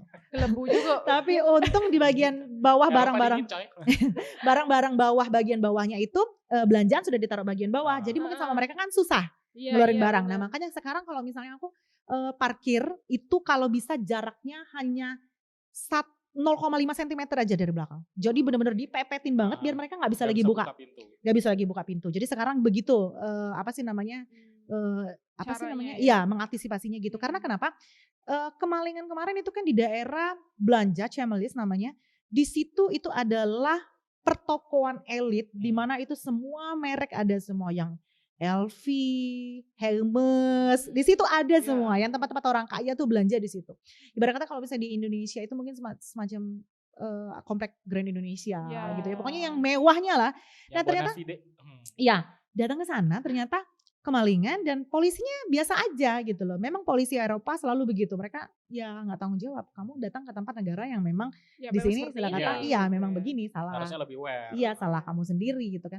Nah, di situ kemalingan. Terus yang lebih lucu lagi, entah kenapa salah satu dari peserta kita, salah satu dari teman saya tuh turun ke bawah dan ternyata di lantai bawah sekali itu ada tas kita. Jadi tas kita dikembaliin, bukan dikembaliin sih, maksudnya isinya udah nggak ada lagi di dalam situ. Ditaruh di situ aja mungkin karena terlihat di situ celana dalam basah kan. Lah sudahlah katanya kan, mungkin ini cuma waya-waya baju dalam, baju buruk-buruk. Tapi punya tas teman saya, kebetulan tas itu baru beli, tas saya juga anti hilang, itu kan agak mahal harganya. Jadi datang ke sana tuh harus pakai tas anti hilang. Tas anti hilang juga kan harganya berapa juta gitu kan. Anti hilang itu tasnya nggak bisa disiletin sama mereka nggak bisa. Terus mereka buka juga itu tas harus dibuka dulu baru bisa dibuka gitu. Itu tas anti hilang dan itu juga salah satu tips kalau misalnya kalian mau aman ke luar negeri. Nah itu hilang. Kemudian ada juga handphone biasa dan kemudian ada uang dolar. Pokoknya kamera juga hilang kalau nggak salah di situ. Lumayan besar sih kerugiannya. Hampir 20 jutaan kalau nggak salah yang kehilangan. Makanya besok-besok kalau seumpamanya main ke Eropa pakai tasnya kayak anak STM coy. Di situ benar-benar mereka benar-benar gila, benar pencuriannya, kasus pencuriannya itu sangat tinggi sekali. Dan mereka tuh mulus ya. Jadi cara mereka untuk ambilnya tuh tidak kerasa gitu, enggak. Yang lucu juga pernah temen saya datang ke situ bawa kayak tas. Ada juga kejadian teman saya yang pakai mobil juga, orang Jakarta pakai mobil, hilang semua barang situ, isinya kalau nggak salah 800 juta. Wow. Barang belanjaan orang. Beli rumah Pak saya, Pak. Terus ada juga kejadian teman saya satu lagi, ada handphone, ada paspor dan sebagainya. Paspor dikembaliin sama dia, tapi handphone hilang. Sama kayak kami kemarin juga paspor dikembaliin sama mereka. Paspor dikembaliin, tax refund mereka kembaliin, nota-nota mereka kembaliin. Tapi barang-barang yang mewah seperti handphone, kemudian tas-tas baru, mereka ambil gitu loh. Padahal maling berbudi pekerti juga ya. Iya, maling berbudi pekerti. Mereka kasihan memang. Ya ampun. Jadi segitu bahayanya lah. Tapi kalau ke Amerika sih nggak bahaya, saya belum punya pengalaman ya kalau di Amerika. Justru lebih aman ya. Amerika menurut aku sih sejauh ini lebih aman. Hanya memang di Amerika itu kan negara yang katanya bebas di situ tembak-tembakannya ya. Paling itu sih yang harus dikhawatirkan kan. Apalagi kalau misalnya di daerah New Jersey itu tingkat kriminalitas pembunuhannya sangat tinggi. Gitu loh. Jadi di situ kalau hotel resepsionis pun mereka pakai apa sih namanya yang besi-besi begitu kan. Iya, karena di situ banyak semacam, kalau mereka sih nyebutnya aku lupa nih, geng gitu loh. Jadi mereka itu banyak gangster betul. Nah, jadi mereka itu kan banyak gangster yang memang kalau di situ kan kayak pistol juga kan dijual bebas. Pistol yang di sini harganya puluhan juta dan harus ada apa sih namanya tadi license dan sebagainya. Kalau di situ kan dijual bebas. 10 juta, 15 juta kita sudah bisa beli pistol. Gitu loh. Jadi di situ nyawanya aja sih yang perlu dipertahankan kalau di Amerika. Tapi kalau di Eropa itu dia tadi kecopetan dan sebagainya. Jadi itu yang benar-benar jadi pengalaman berharga. Bahkan di perjalanan berikutnya September itu kehilangan, di bulan Oktober saya tuh melihat dengan mata kepala sendiri bagaimana maling membongkar mobil orang. Ya Allah. Dengan santainya. Bayangin. Gak ada. Dan mereka juga di situ kan sepi ya, nggak ada kayak kalau kita kan ada tukang parkir. Iya, Dikit-dikit kan tukang parkir terus kalau di situ kan nggak ada memang kan. Nah jadi tukang parkir ada tukang nongkrong. Iya. Nah kalau di situ kan nggak ada. Jadi memang bahkan ketika saya kemalingan itu ada satu mobil juga yang ikut kemalingan di sebelah saya. Jadi dia bilang, oh sudah biasa katanya gitu. Jadi nggak usah heran. Memang di sini di gedung ini gedung yang mewah, gedung selalu yang ini ya memang rata-rata pasti begitu. Apalagi kalau bisa dilihatnya ada banyak tas-tas begitu. Dia sudah tahu nih, oh ini turis pasti. Berarti ada hikmahnya juga kalau di Palembang punya tiba-tiba ada tukang parkir itu. Iya benar. Kita harus berterima kasih ya. Karena memang uniknya tuh orang di sana memang benar-benar individualis banget. Iya mereka cuek, mereka nggak memikirkan apa sih namanya kehilangan barang kamu ya itu nggak peduli lo gue gitu loh. Kalau di sini kan ada orang belum yang ini kalau digebuki kan. Baru ngambil sendal lo ya balik. Digebuki kalau sini sudah mati tuh takarannya. Tapi Mbak Indah, sepanjang perjalanan traveling ke luar negeri, ya udah jelas lah pasti luar negeri dan Indonesia berbeda. Tapi sebagian orang mengatakan Indonesia juga nggak kalah kok tempat wisatanya gitu. Ada nggak nanti punya rencana kalau udah beres nih target 50 negara, saya mau ke seluruh Indonesia kayak gitu, mau explore seluruh Indonesia, ada nggak? Ya mudah-mudahan insya Allah ya. Saya bukan tidak menyukai Indonesia tapi begini karena memang saya ini orangnya memang senang belajar tadi kan yang sudah dikasih tahu tadi, melihat orang situ dengan segala culture mereka. Contoh yang paling sederhana sekali, kalau kita di sini tisu nggak bisa kita lempar ke dalam WC ya, WC kan. Kalau di situ justru kebalikannya. Jadi kalau di situ justru kalau kita pipis tisu harus dibuang ke dalam WC gitu loh kan. Makanya di dalam WC luar negeri itu nggak ada kotak sampahnya. Kotak sampah justru ada di luar untuk buang softtek dan sebagainya. Jadi ada beberapa tuh yang kadang-kadang menjadi pertanyaan saya tuh. Jadi oh ini kenapa ya kira-kira ini, saya nanti nanya sama orang lain. Atau kadang-kadang ngobrol, kadang-kadang nanyain apa saja yang bisa saya tanyain. Sama kayak misalnya Natal di situ dengan Natal di Indonesia ternyata beda nih. Natal di situ mereka bagaimana. Halloween party ini menjadi bagian yang sangat penting bagi mereka. Jadi saya pernah datang ke Halloween party itu jam 1 malam, jam 12 malam start mereka party, itu semua orang berhamburan ke jalan berubah menjadi hantu dan itu sangat keren sekali menurut saya gitu kan. Mereka jadi memang memiliki jadi mereka memang memiliki budaya yang lebih membuat saya tertarik untuk datang. Tapi bukan berarti Indonesia itu tidak cantik ya gitu kan. Karena memang kebetulan saya memiliki impian itu tadi dan yang kedua akhirnya menjadi bisnis trip dan yang ketiga kadang-kadang kalau misalnya ngajakin anak-anak liburan gitu, ada pelajaran budaya juga yang saya tanamkan kepada anak-anak saya. Kenapa? Karena itu kadang-kadang kenapa saya lebih suka ngajak anak saya liburan datangnya ke luar negeri. Selain memang sebenarnya kalau misalnya kita bisa memangkas biaya yang dikeluarkan itu sama aja kok. Antara kita pergi ke luar negeri ke Singapura dengan kita liburan di Jakarta itu sebenarnya sama aja. Yang penting kita pinter manage-nya gitu loh. Jadi menurut saya dengan biaya yang sama, makanya saya lebih suka datang ke luar negeri. Di situ juga saya bisa mengajarkan anak-anak saya untuk menggunakan bahasa yang baik. Kemudian juga misalnya sistem budaya antri yang mungkin tidak dimiliki oleh Indonesia, tapi yang namanya cita-cita boleh atau yang namanya impian ya insya Allah lah kalau misalnya memang saya sudah tidak memiliki memiliki kesulitan untuk datang ke luar negeri ya mungkin saya akan eksplor Indonesia. Dan memang tadi Mbak Indah sempat ngomong masalah tentang biaya kan beda-beda tipis ya. Iya. Kita tahu juga memang ada beberapa mungkin destinasi wisata Indonesia memang sebenarnya juga nggak bisa dibilang murah juga kan. Iya mahal, ada beberapa yang mahal sebenarnya. Dan ngomong-ngomong soal budaya nih, kita kan orang timur lah ya, negara timur biasanya kan kalau lihat perempuan pergi keluar sendirian itu kan mungkin bukan tabu sih gimana ya, agak takut lah, agak takut gitu loh. Nah keluarga sendiri Mbak Indah tuh support nggak biasanya? Gitu? Kalau support, malah suami saya takutnya nanti kalau saya di situ belago dengan wong. Jadi biangkerok. Jadi biangkerok. Kalau dia tidak takut bininya nih diganggu wong tidak. Malah dia takut bininya nih geboki wong aja di situ. Itu saya pernah berantem dengan orang beberapa kali. Pernah ke Paris saya berantem dengan polisi Paris. Karena gini, sebenarnya orang Indonesia ini saya tidak suka. Orang Indonesia itu suka dianggap rendah sama bangsa lain. Itu yang saya sangat tidak suka sekali. Jadi bagaimana caranya saya menjelaskan ke bangsa lain bahwa Indonesia itu ini loh. Indonesia itu adalah orang-orang yang berani di dalamnya. Dan Indonesia itu adalah orang-orang yang pintar dan kami memiliki budaya yang juga bagus. Atau kadang-kadang saya juga menjelaskan alam Indonesia yang indah sekali. Gitu. Tidak jarang saya punya langganan hotel di situ, teman saya saya ajak dia ke Indonesia dan dia mau tuh datang ke Indonesia. Dia tertarik walaupun sesudahnya ceneh. Terkejut kan dengan cerita tuh agak beda.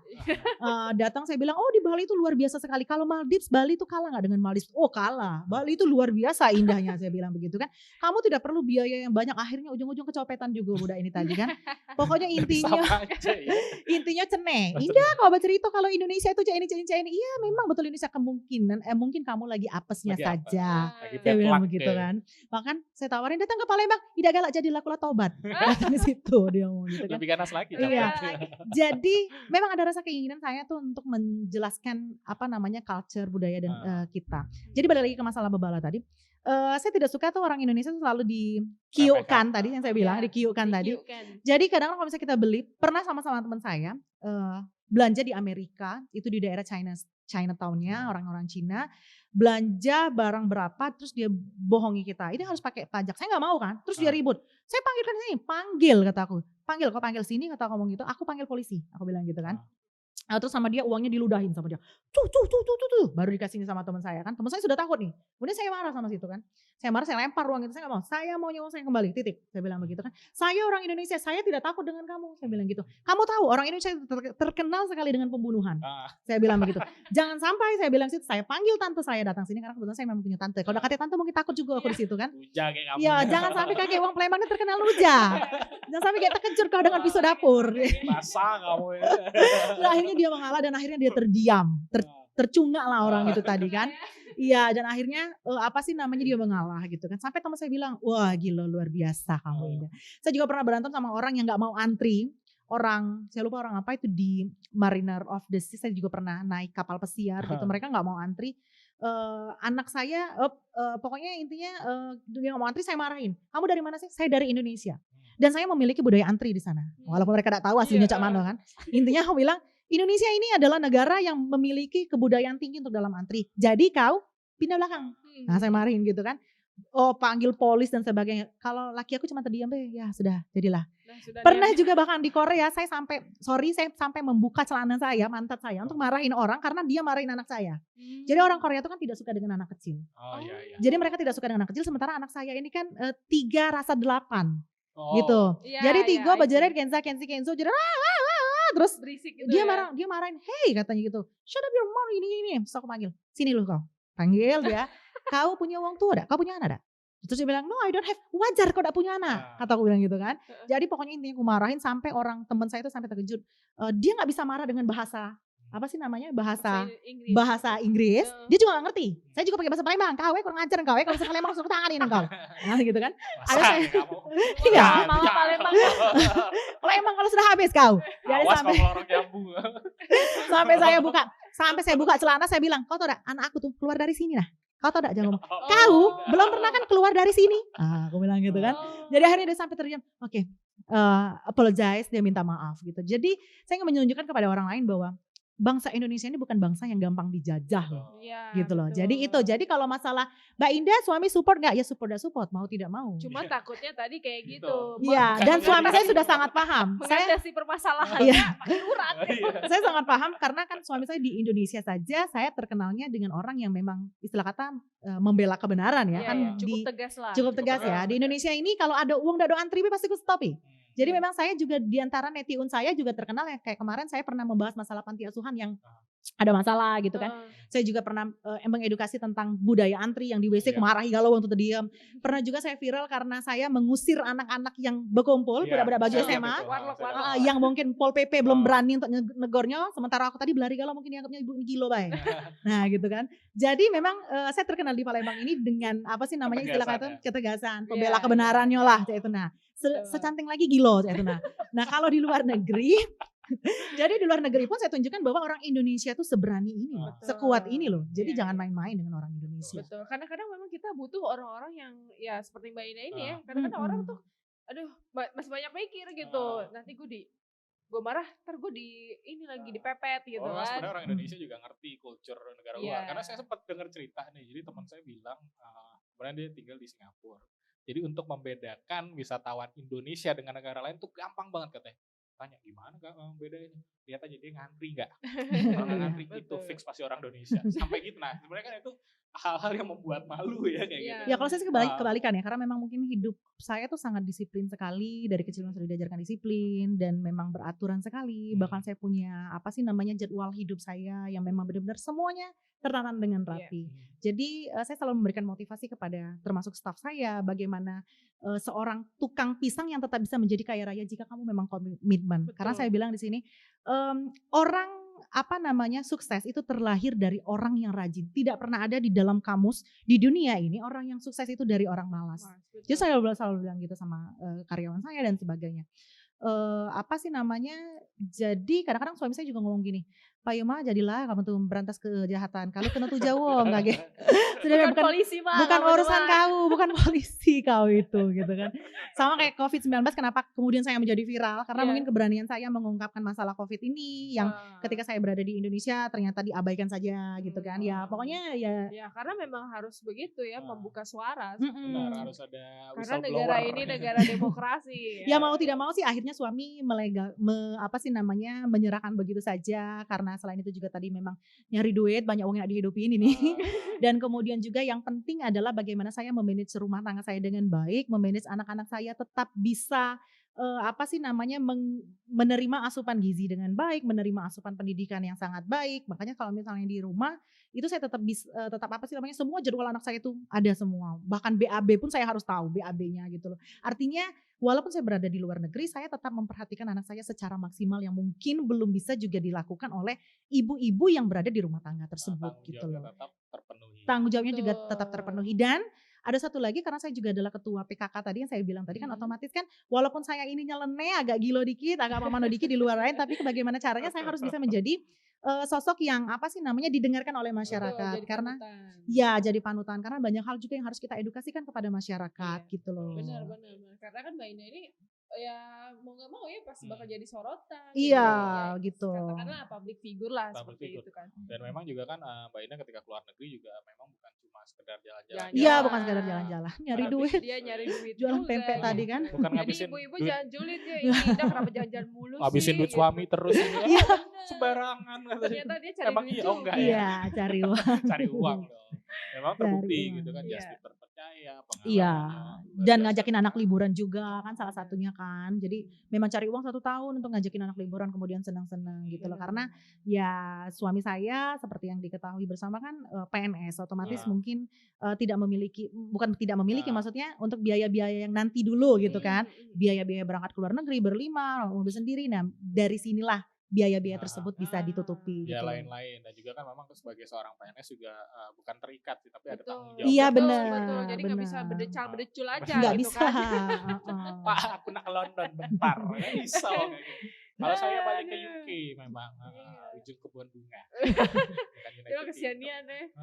Nah ngomong-ngomong negara mana, ada nggak negara yang susah banget untuk dikunjungi gitu? Untuk dikunjungi sebenarnya sih so far nggak ada ya, tapi memang ada beberapa negara yang belum pernah dikunjungi kayak benua Afrika. Kemudian juga ada negara-negara yang kepengen banget saya datang, misalnya Pakistan gitu kan, atau pokoknya aku tuh pengen, memang cita-cita tuh pengen datang ke negara konflik. Pengen yang kalau misalnya ada bom di pucuk pala tiba-tiba.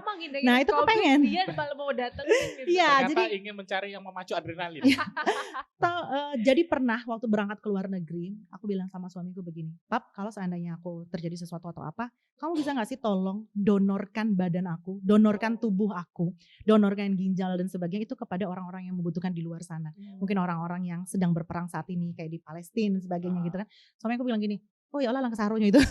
Sudah berpikir iya gitu. Tapi Masya Allah jadi udah baik banget. Jadi sampai saya pernah bercerita sama suami, aku pengen ikut perang sih di Palestina ini gitu loh.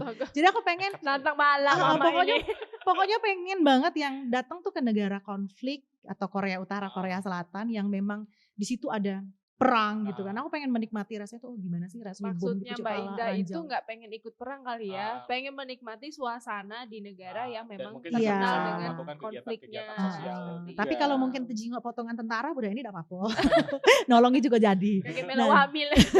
Jadi benar-benar rasa ada keinginan datang ke negara-negara tersebut, dan itu susah. Kenapa? Karena itu semua adalah musuh-musuh Amerika. Artinya kalau aku datang ke sana, siap-siap berarti di Amerika nanti akan menjadi apa sih namanya tuh orang yang ditolak di Amerika atau bahkan bisa masuk ke penjara di Amerika ya, gitu. Di blacklist. Di blacklist bahkan bisa jadi apa sih namanya tuh kita ditahan. Kamu mau keinginan kamu ke Amerika ini apa sih gitu. Kamu sudah datang ke negara konflik yang notabene ini adalah musuh Amerika. Dicurigai. Jadi mau tidak mau ya sudah berarti aku harus kubur demi mimpiku gitu loh. Dan kalau negara yang sulit didatangi sih paling negara Balkan itu tadi yang sudah punya rencana pengen datang masuk ke Balkan ternyata nggak bisa karena negara itu juga memang lagi ada masalah kan gitu. Memang susah sih negara-negara konflik itu untuk didatangi. Iya, betul. Sebenarnya untuk mereka bukan susah untuk menjaga keamanan wisatawan. Benar. Tapi Mbak Indah boleh dicoba nih saran saya kalau misalnya untuk latihan dulu ke daerah-daerah konflik di Sumatera Selatan ini banyak. Datang aja dulu, datang ke daerah-daerah yang berkonflik kan untuk latihan gitu maksudnya. Memang berita belakangan ini kan ada sering semuanya konflik ya. Konflik gitu, agak-agak ngeri suasana saat ini. Atau datang ke rumah tangga yang lagi ada konflik rumah tangga ya. Jadi pihak ketiga. Itu lebih runyam. Lebih runyam lagi. Konflik tetangga. Itu yang lebih susah lagi. Seumur hidup soalnya. Tapi ngomong-ngomong tadi saya sempat cerita juga sama Mbak Indah sempat. Oh masih juga. Bapak masih mau nanya ya ini. Apa-apa ini kalau narasumber. Gak mau kita jadikan 2 hari 2 malam juga gak apa-apa. Saya kalau narasumber gini enak bisa 2 episode saya langsung. Jadi gini, ternyata Mbak Indah ini ke Amerika pernah dalam 1 tahun itu 12 kali. Iya. Pergi ke Ampera bae. Ya ke Amerika kayak ke belakang rumah. Bentar ya ke Amerika dulu. Kurang lebih kayak begitu. Oh, ternyata bener adanya nih. Yang kelakar ngomong kaki aku ke Belanda cuma amazing bae. Dia ada dia kan. Rumah kencing. Itu jadi benar-benar dalam 1 tahun itu 12 kali ke Amerika. Iya, karena kan ya itu dia tadi cari uangnya ya. Karena itu dia tadi kan kalau dihitung dalam 12 bulan bukan dalam tahunan maksudnya 2019 bukan tapi dalam jumlah 12 bulan selama 12 bulan karena pernah juga di dalam 1 bulan itu saya datangnya 2 kali. Jadi datangnya ke LA saat itu awal bulan datang ke LA, kemudian ke Indonesia, kemudian ke Amerika lagi ke New Yorknya gitu. Jadi memang ya itu langsung dia maraton seperti itu ya. Iya, maraton. Karena memang kan saya memanfaatkan tiket murah berangkat. Dan tiket murah itu nggak bisa pilih sesuai dengan keinginan kita. Keinginannya itu pokoknya kalau misalnya malam ini lagi ada diskon tiket, beli langsung gitu loh. Kadang-kadang lupa, 1 bulan ini nggak bisa, biasanya nggak bisa gitu. Biasanya dia dalam waktu yang lama. Makanya kita nggak kepikiran kan, dalam saat itu kita mau ngapain kita nggak kepikiran. Belinya detik itu juga gitu. Apalagi kan ada beberapa maskapai udara kayak Udara Asia yang namanya itu kan sering banget tuh. Tapi Asia tuh nggak ada lagi nggak ada flight yang jauh gitu dan sekarang malah saya males naik yang low cost carrier gitu ya. Itu kan salah satu bentuk yang low cost carrier karena mereka dihitung-hitung dengan jumlah kopernya kalau hitungan bisnis sebenarnya rugi tapi kalau untuk memang traveling holiday itu lebih enak. Tapi kalau misalnya naik yang apa sih namanya yang pesawat-pesawat enak itu malah justru lebih enak ya. Apalagi makanan kan banyak bisa nambah minimal itu. Iya itu yang dicari. Bahkan saya pernah beli tiket ke Amerika itu hanya 4 juta rupiah gitu. Jadi memang yang tiket-tiket yang didapatkan itu memang jadi salah besar kalau misalnya ada yang ngomong wah berangkat itu berarti harus keluar uang puluhan juta. Itu langka banget loh ke Amerika cuma 4 juta serius. 4 juta, 5 juta. Makanya kalau misalnya dapat tiket murah biasanya langsung beli berapa bulan. Bulan ini beli. Ke Eropa juga sering sih dapat 4 juta, 5 juta. Udah terschedule ya. Itu juga 3 juta juga pernah. Jadi memang yang bener-bener apa sih namanya pemantau tiket lah ya. Kadang-kadang dapat informasi apalagi kalau misalnya kebocoran tiket itu didapatnya kan kadang-kadang dapatnya tengah malam. Jadi memang di dunia ini memang kayaknya ada pekerjaan mereka tuh yang memang hackers gitu, entah bagaimana caranya yang tiket-tiket murah itu bisa didapatkan tengah malam itu. Oke, baiklah saya akan cari tiket. Jadi nggak perlu uang banyak kalau misalnya pokoknya kalau misalnya kalau orang lain tuh apa sih namanya membutuhkan biaya sekian untuk tour itu kadang-kadang bisa setengahnya atau 3/4-nya saja dan itu dengan fasilitas yang luar biasa sekali. Betul. Jadi salah kalau misalnya mereka berpikir ke luar negeri itu membutuhkan uang yang banyak. Asal tahu triknya aja sebenarnya. Iya, jadi salah harus menjadi kaya dulu baru keluar negeri. Tapi bisa saja keluar negeri biar bisa jadi kaya. Nah, dibalik. Cuma mungkin kalau Kak Tamsi sama Kak Osman ini bawa BC. Habis duit gaji aku mana? Gaji setahun ini aku besok nak ke LA, Lenteng Agung. Balik jenguk mama. Oke, tidak terasa ternyata kita ngobrol-ngobrol. Iya, ini udah semalam loh. Udah semalam. Sudah 3 jam kayaknya. Ini kalau ke luar negeri udah sampai Amerika. Iya, sudah sampai. Emang enak banget kalau datengin narasumber kayak gini. Kita kerjanya dikit gitu. Jadi saya tuh bisa pikiran saya traveling, Pak. Jadi saya bisa membayangkan, oh ternyata begitu. Lalu satu pertanyaan lagi deh. Iya, boleh. 10 juga boleh. Apa? Nah, ini karena sudah mau masuk new normal, ada nggak rencana traveling dalam waktu dekat ini kira-kira? Sebenarnya sudah gatal banget ya. Saya di Indonesia itu, saya tuh sudah agak alergi dengan udara Indonesia. Oh, Ya gitu ya. Allah, bukannya sombong ya cowok jomblo. Bukan Down sombong gitu ya. ya. Aku sudah agak alergi dengan Banyu Pam, Sungai Musi. Itu nyebut merek dah. Pokoknya kalau misalnya Banyu Sungai Musi ini tau lah dewe kan. Dengan tangan ini sudah ada setangan lagi, tidak selemak lagi. Gitu. Bercanda Jadi sayang. Jangan diambil hati. ya bercanda lah, tidak dapat mandi lagi aku lanjut lagi balik lagi. Dipotos. Pam rumah Bu. Ya, apa sih namanya, tentu ada rasa rindu ya keluar negeri kan, tapi ya bagaimana lagi kondisinya ini adalah new normal kan. Apa sih namanya, saya datang ke luar negeri juga percuma karena bisa keluar dari Indonesia tapi nggak bisa masuk luar negeri. Bisa masuk tapi kita harus stay dulu selama 14 hari 2 minggu. Di situ saya miskin banget jadinya. Iya, jadi kayak ngekos dong. Ya itu kagak ada buku. Nggak apa-apa kalau ada masjid pacak numpang nginep di masjid. Tapi kalau yang daerah Amerika dan sebagainya tadi nggak pacak nanti di masjid. Numpang mandi bae saro dia. Kalau depan lu kok bel-bel bangun, kan kasihan. Tapi kalau misalnya kayak apa sih semacam mungkin kos-kosan yang low budget. Iya banyak, kalau itu banyak. Tapi sebenarnya hotel-hotel di Amerika juga standar murah sih, 800.000 pun ada. Masih maksudnya nggak beda jauh sama Indonesia? Nggak beda jauh, tapi kalau apartemen kemudian B&B gitu aku kurang suka karena di situ suruh bersihin sendiri ya. Beda susah Ijah. Kalau Ijah disuruh datang ke situ kan susah loh. Kita nak liburan di sini. Di sini kita memang hindari gawean jadi pembantu, di situ kita disuruh jadi pembantu pula. Apa dia gawe kita jauh-jauh berkunjung. Mak balik ke rumah baik. Mahal-mahal disuruh nyapu. Tapi sebenarnya itu adalah tips yang sangat menarik, maksudnya untuk memotong budget ya. Jadi kalau kayak kami itu kadang-kadang uang limo masuk dalam satu kamar hotel. Nah ini jangan ditiru, jangan disebutkan dengan hotel di Perancis itu kaget mereka lagi nyingoi kami. Jadi di Perancis itu kan ada hotel yang cuma harganya 500.000 dan mereka tuh yang bertingkat begitu kan. Nah jadi kalau sama kawan-kawan biasanya mereka apalagi makanya aku kalau nyari partner tuh yang kurus. Mang kalau menyuk kayaknya di dalam si ranjang itu tadi kan disuruh dia dulu. Nah biasanya kan mereka ada 2 tingkat tempat tidurnya itu hanya untuk 3 orang. Bisa aku masukkan uang 6 di dalam itu bahkan. Jadi diam-diam aja singitan kamu singitan di sini daripada kita bayaran mahal kan. Karena kan kita cuma malam aja. Jadi aku pokoknya lah ngecop ranjang aku di pojok sekali. Paling kalau misalnya aku nimpo badan kamu penyet kalau di bawah situ. Lumayan lebih kecil lagi gitu. Nah, satu tips dari Mbak Indah, ilmu calak itu harus dibawa. Harus digunakan. Cerdik seperti ular, tulus seperti merpati. Oke deh, ini memang sangat menarik kuenya, menarik banget. Aduh enak banget lihat narasumber kayak begini. Pak besok saya undang lagi nih mau ya? Boleh. Sesuaiin jumlah amplopnya. Bercanda kok. Oke, terima kasih sekali lagi Mbak Indah. Kita dapat insight yang baru dan cerita-cerita yang menarik sekali tentang gimana perjalanan di luar negeri. Mungkin juga teman ngobrol di sana. Kalau ada yang mau keluar negeri, jadi ternyata luar negeri tidak sesulit yang kita bayangkan. Iya, benar.